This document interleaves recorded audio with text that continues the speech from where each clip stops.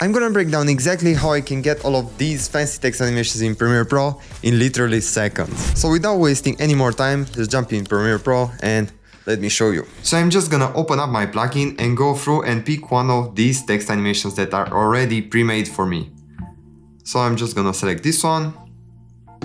You see, instantly it got imported into my timeline, and all I have to do is go onto the properties and change up the text. Here I say creating meaningful videos, so I'm gonna type it like you see it here. Creating meaningful videos.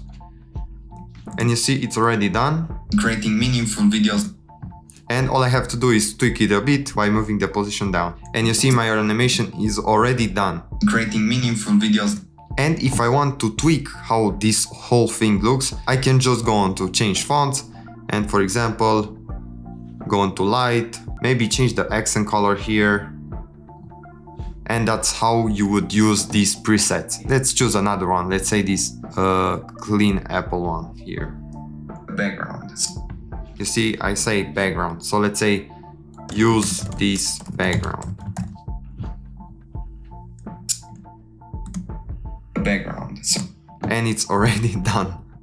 All I have to do again, just maybe scale it down a bit and move it down. All of them are fully customizable, but you have to keep in mind to type them like you see here.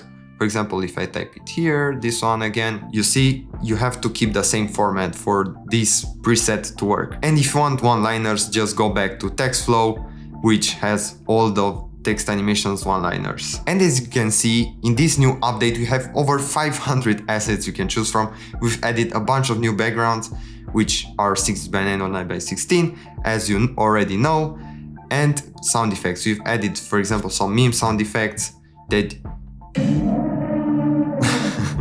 that you can use in your short form videos. And some new overlays, let me show you. For example, this, let me switch the format so you can see a bit better.